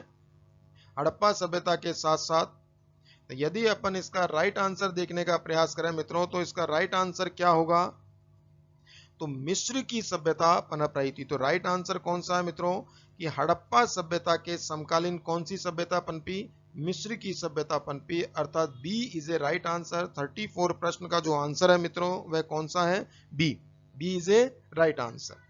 क्लियर हो गई बात। नेक्स्ट यदि अपन देखते हैं 35 नंबर का क्वेश्चन आप लोगों की स्क्रीन पर आ चुका है। 35 नंबर का प्रश्न काफी लेंदी प्रश्न है, पूरे आप लोगों के पेज पर पूरा पेज भर गया है इस 35 नंबर के प्रश्न पे। देखें, भारतीय समाज में महिलाओं की स्थिति में सुधार की दिशा में किए गए प्रयासों के संदर्भ में निम्न में से कौन सा कथन सही नहीं है। इतना बड़ा प्रश्न है और ऊपर से नहीं और पूछ रहा है। इतने बड़े प्रश्न में भी नहीं, इतने बड़े प्रश्न में तो हाँ पूछना चाहिए कि कौन सा हाँ है। अब देखो आप लोग, दोबारा पढ़ रहा हूं इस प्रश्न को। भारतीय समाज में महिलाओं की स्थिति में सुधार की दिशा में किए गए प्रयासों के संदर्भ में निम्न में से कौन सा कथन सत्य नहीं है या सही नहीं है। ए ऑप्शन दिया हुआ है मद्रास प्रेसिडेंसी में वीरेशलिंगम पंतुलु ने विधवा विवाह के समर्थन में एक संगठन बनाया था। साउथ के नाम ऐसे होते हैं। ए ऑप्शन है मद्रास प्रेसिडेंसी में वीरेशलिंगम पंतुलु ने विधवा विवाह के समर्थन में एक संगठन बनाया था। क्लियर हो गई बात। बी ऑप्शन क्या दे रहा है, जवाहरलाल नेहरू एवं सुभाष चंद्र बोस ने महिलाओं के लिए अधिक स्वतंत्रता एवं मांगों का समर्थन किया था, मांगों का समर्थन किया था।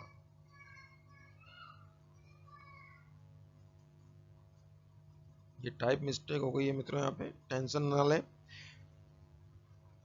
जवाहरलाल नेहरू एवं सुभाष चंद्र बोस ने महिलाओं के लिए अधिक स्वतंत्रता एवं मांगों का समर्थन किया था। तीसरा ऑप्शन है पंडिता रमाबाई, पंडित नहीं, पंडित तो पुरुष के लिए, ये पंडिता हो गई। पंडिता रमाबाई ने ऊंची जातियों की महिलाओं की दुर्दशा सुधारने में प्रयास किया। और डी ऑप्शन है ताराबाई शिंदे ने स्त्री पुरुष तुलना नाम से किताब निकाली और स्त्री के बारे में रूढ़िवादी विचारों का समर्थन किया। बताएं 35 का किताब प्रकाशित कर, यहाँ पर मेरे पीछे लिखा हुआ है यहाँ पे किताब प्रकाशित कर, अगर मैं मेरी स्क्रीन को हटा दूंगा तो एकदम से दिख जाएगा। बताएं। ए ऑप्शन दिया हुआ है मद्रास प्रेसिडेंसी वीरेशलिंगम पंतुलु ने विधवा विवाह के समर्थन में संगठन बनाया। दूसरा, जवाहरलाल नेहरू और सुभाष चंद्र बोस ने महिलाओं की स्वतंत्रता का समर्थन किया। तीसरा, पंडिता रामाबाई ने ऊंची जातियों की महिलाओं की दुर्दशा सुधारने का प्रयास किया। और तीसरा, ताराबाई शिंदे ने स्त्री पुरुष तुलना के नाम से एक किताब लिखी कर किताब की रचना कर स्त्री के बारे में रूढ़िवादी विचारों का समर्थन किया। बताएं कौन सा राइट नहीं है, इस बात को याद रखना, अमुक में से कौन सा राइट नहीं है। डी राइट नहीं है, D is A wrong answer. समर्थन नहीं किया था, यहां पर लिखा हुआ है समर्थन किया, यह गलत है। रूढ़िवादी विचारों का समर्थन नहीं किया ताराबाई शिंदे ने। ताराबाई शिंदे ने रूढ़िवादी विचारों का विरोध किया था, समर्थन नहीं किया था। और यहाँ पर क्या दिया हुआ है, समर्थन किया था। तो ये इसका चौथा इसका राइट आंसर है मित्रों। क्लियर हो गई बात।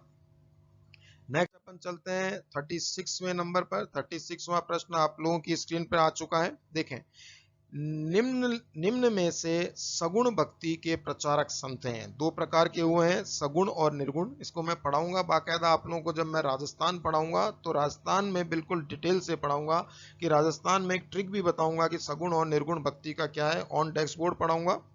देखें, निम्न में से सगुण भक्ति का प्रचारक संत है। ए ऑप्शन है कबीर, बी ऑप्शन है नानक, सी ऑप्शन है निम्बार्क और डी ऑप्शन है दादू। अब मैं सगुण और निर्गुण के बारे में बता देता हूं। निर्गुण भक्ति क्या है और सगुण भक्ति क्या है। सगुण तो किसी का आधार मानकर भक्ति की जाती है और निर्गुण का मतलब है निराकार, अर्थात कोई आधार नहीं मानकर भक्ति करने की परंपरा को क्या कहते हैं, निर्गुण कहते हैं। और यहाँ पर सगुण भक्ति अर्थात भगवान कृष्ण मान लो, भगवान विष्णु की मूर्ति ले लो, भगवान राम की मूर्ति ले लो, अर्थात एक आधार बनाकर जो आराधना की जाती है वही सगुण में आता है। और निर्गुण निराकार के रूप में निर्गुण भक्ति के अंदर आता है। ईश्वर का कोई रूप नहीं है, वह निर्गुण भक्ति बताते हैं। तो निम्न में से सगुण भक्ति का प्रचारक संत है कबीर, नानक, निम्बार्क या दादू। बताएं मित्रों, क्या आंसर राइट होगा। Nimbarka is a right answer. Nimbarka सगुण भक्ति के प्रचारक संत बताए गए हैं, जिनका पूरा नाम निम्बार्काचार्य है। आगे बात समझ में। नेक्स्ट 37वां प्रश्न आप लोगों की स्क्रीन पर आ गया है मित्रों। 37वां प्रश्न क्या कह रहा है, मुगल कालीन कला के बारे में कौन सा कथन असत्य है। अर्थात जो मुगल काल में जो कला के बारे में जो क्या बोल सकते हैं उसको, मुगल कालों में जो इमारतों का निर्माण हुआ उसके बारे में कौन सा कथन असत्य है। अर्थात ये असत्य कथन पूछ रहा है मित्रों, सत्य कथन नहीं पूछ रहा है। तो क्या असत्य है। ए ऑप्शन दिया हुआ है बीजापुर में इब्राहिम रोजा है।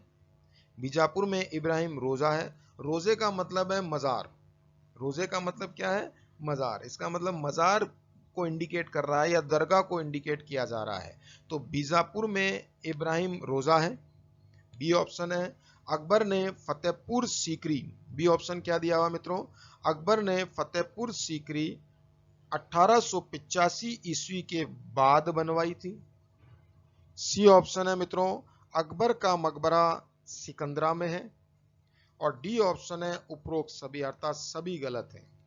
बताएं मित्रों, चारों में से कौन सा आंसर राइट है, अर्थात इस प्रश्न के अनुसार राइट है। वैसे ऑब्जेक्टिव के अनुसार तो रॉन्ग है, लेकिन प्रश्न के अनुसार कौन सा राइट है। जो प्रश्न पूछ रहा है कि अमुक में से कौन सा कथन असत्य है, तो कौन सा कथन असत्य है बताएं। बीजापुर में इब्राहिम रोजा है, अकबर ने फतेहपुर सीकरी 1885 ईस्वी के बाद बनवाई, अकबर का मकबरा सिकंदरा में है और उपरोक्त सभी। मैं बता देता हूं मित्रों right answer B is a right answer. इस प्रश्न के अनुसार राइट आंसर बी है कि अकबर ने फतेहपुर सीकरी 1885 के बाद बनवाई। लेकिन यह जो लाइन है यह असत्य है, क्योंकि अकबर ने जो फतेहपुर सीकरी बनवाई थी वह 1885 में नहीं बनवाई। सॉरी, आई रियलाइज 1585। अकबर ने जो फतेहपुर सीकरी बनवाई मित्रों वह 1585 में नहीं बनवाई थी। आई रियलाइज, मुझे 1800 बोलने आ गया। 1585 में नहीं बनवाई थी मित्रों। अकबर ने जो फतेहपुर सीकरी का निर्माण करवाया था वह 1569 में करवाया था। कब करवाया था मित्रों, 1569। 1569 में अकबर ने फतेहपुर सीकरी का निर्माण करवाया था तथा 1571 से लेकर 1585 तक 1571 से लेकर 1585 तक जो अकबर की राजधानी रही थी वह फतेहपुर सीकरी रही थी। ये इस बात को याद रखिएगा। अकबर ने फतेहपुर सीकरी का जो निर्माण करवाया था मित्रों वह 1569 में करवाया था और 1571 से लेकर 1585 तक 1571 से लेकर 1585 तक फतेहपुर सीकरी जो रही वह अकबर की राजधानी रही थी। और यहाँ पर क्या बोल रहे हैं कि 1585 अर्थात 1585 के बाद, तो 1585 के बाद निर्माण इसका नहीं करवाया। 1585 तक तो राजधानी रही थी, इसके बाद राजधानी इसकी हट गई थी। इस बात को याद रखिएगा। क्लियर हो गई बात। नेक्स्ट प्रश्न आप लोगों की स्क्रीन पर आ चुका है। 38वां प्रश्न क्या कह रहा है, देखें। महाराणा प्रताप की मृत्यु ये क्या कह रहा है, महाराणा प्रताप की मृत्यु के समय आयु थी, अर्थात महाराणा प्रताप की जो मृत्यु हुई उस समय महाराणा प्रताप की आयु कितनी थी, यह प्रश्न यह पूछना चाह रहा है। बताइए मित्रों, क्या वे 67 वर्ष के थे, क्या 54 वर्ष के थे, क्या 57 वर्ष के थे, या 49 वर्ष के थे? A option 67, B option 54, C option 57 और डी ऑप्शन 49। महाराणा प्रताप की मृत्यु का तो आप लोगों को पता ही होगा, अपने धनुष के ऊपर प्रत्यांचा चढ़ाते हुए उनकी मृत्यु हो गई थी। प्रत्यांचा का जो चढ़ा रहे थे तो वह धागा जो था वह छूट गया था और इस कारण से उनके घाव होने के कारण उनकी मृत्यु हो गई थी। ये पढ़ाऊंगा डिटेल से, बताएं। तो महाराणा प्रताप की जब मृत्यु हुई मित्रों, उस समय जो उनकी आयु बताई जाती है, उनकी आयु बताई गई है 57 ईयर, अर्थात ये 57 वर्ष के थे महाराणा प्रताप उस समय जब इनकी मृत्यु हुई थी। क्लियर हो गई बात मित्रों? नेक्स्ट प्रश्न आप लोगों के सामने है 39वां प्रश्न, पढ़ें इसको, वीडियो काफी लंबा हो गया है मेरा। सन 1800 ईस्वी के आसपास भारतीय निर्यात में, या 1800 ईस्वी बोल रहा हूं मित्रों, 1800 ईस्वी के आसपास भारतीय निर्यात में सूती कपड़े 30% था। आगे बात समझ में, अर्थात भारतीय निर्यात में सूती कपड़े का जो हिस्सा था वह 30% था, 30% था, जो 1870 तक, 70 ईस्वी तक घटकर कितना प्रतिशत रह गया, यहाँ पर यह पूछना, यह प्रश्न चाह रहा है कि सन 1800 ईस्वी के आसपास तो भारत से जो सूती कपड़े का निर्यात हुआ करता था वह 30% था, और 1870 तक आते आते ये कितना प्रतिशत रह गया, क्योंकि सूती कपड़े की जगह रेशमी कपड़ों का उपयोग ज्यादा बढ़ गया था, इसलिए सूती कपड़ों का जो निर्यात था वह डेफिनेटली कम हो गया था। और कम हो गया था तो कितना प्रतिशत कम हो गया था, यही यहाँ पर यह पूछना चाह रहा है।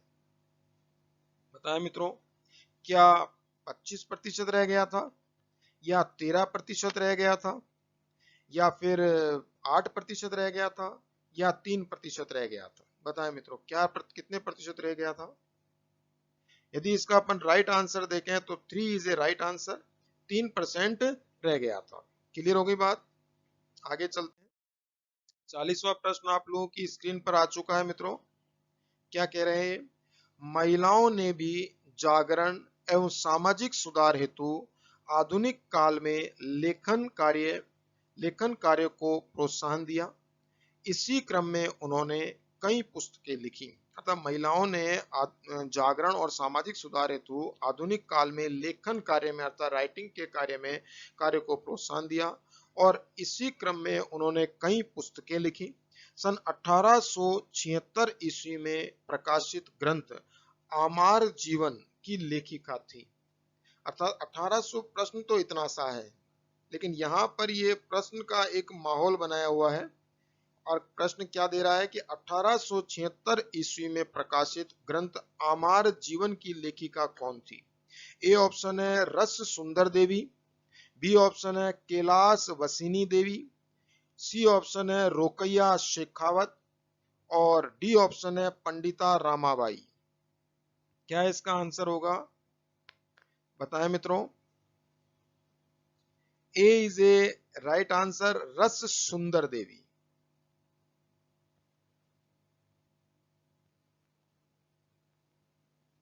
A is a right answer है मित्रों। रस सुंदर देवी ने ही सन 1876 में आमार जीवन नाम की एक पुस्तक लिखी थी। ये बंगाली पुस्तक है, आमार जीवन, बंगाली भाषा में। नेक्स्ट प्रश्न में चलते हैं अपन। 41 प्रश्न आप लोगों की स्क्रीन पे आ चुका है। देखें, राष्ट्रपति चुनाव से संबंधित गलत तथ्य है, मतलब राष्ट्रपति का जब चुनाव होता है तो उनमें से जो गलत कथन इसके अंदर है वह कौन सा है? ए ऑप्शन दिया हुआ है, चुनाव से संबंधित विवाद सिर्फ उच्चतम न्यायालय में ही उठा सकते हैं। चुनाव से संबंधित विवाद सिर्फ उच्चतम न्यायालय में ही उठा सकते हैं। बी ऑप्शन है, सभी विधायकों के मत समान मूल्य रखते हैं। सी ऑप्शन है, सभी सांसदों के मूल्य समान मत रखते हैं। डी ऑप्शन है मनोनीत सदस्य मतदान में भाग नहीं रखते हैं। बताएं मित्रों क्या इसका राइट आंसर होगा। ज्यादा टाइम नहीं लूंगा, जल्दी इसका आंसर बताऊंगा। बताएं।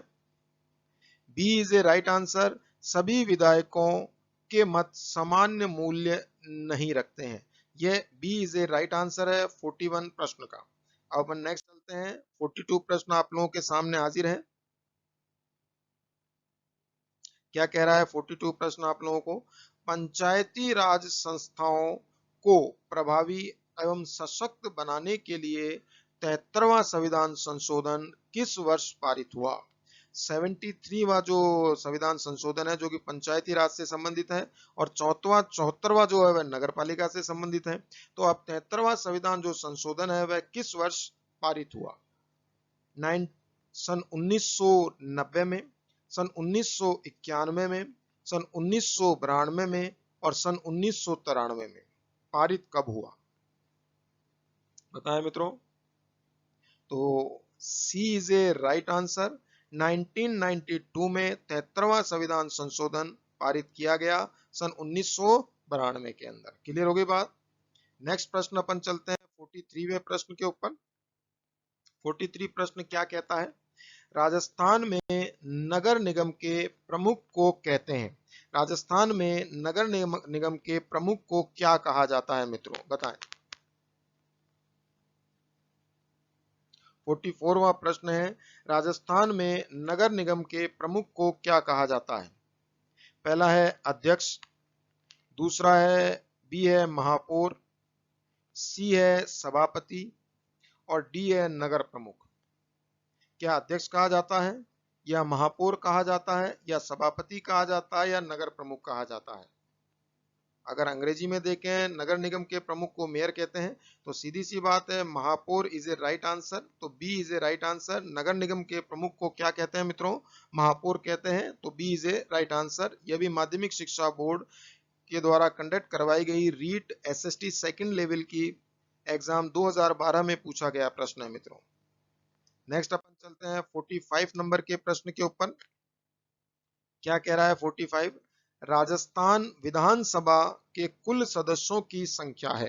अर्थात राजस्थान में जो विधानसभा है जयपुर के अंदर, उसके सदस्यों की कुल संख्या कितनी है। राजस्थान विधानसभा के कुल सदस्यों की संख्या कितनी है। राजस्थान विधानसभा से जो चुने गए सदस्य होते हैं वह कितने हैं, उनकी मात्रा कितनी है। विधानसभा और लोकसभा अलग अलग होती है मित्रों।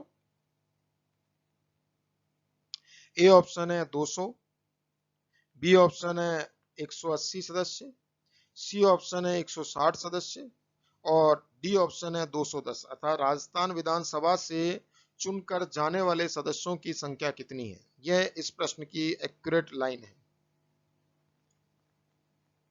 इजी प्रश्न है। Answer A is a right answer.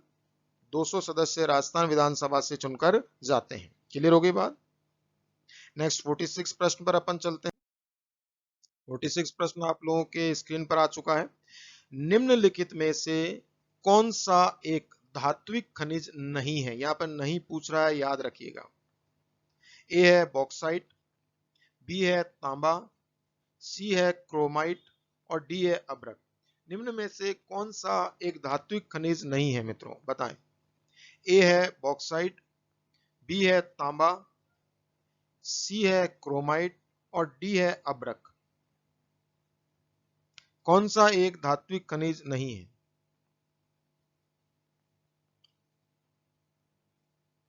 बताएं मित्रों। यदि अपन इसका राइट आंसर देखें तो अभ्रक एक धात्विक खनिज नहीं है। Then D is a right answer. Clear है। नेक्स्ट चलते हैं अपन 47 प्रश्न पर। आप लोगों की स्क्रीन पर आ चुका है 47।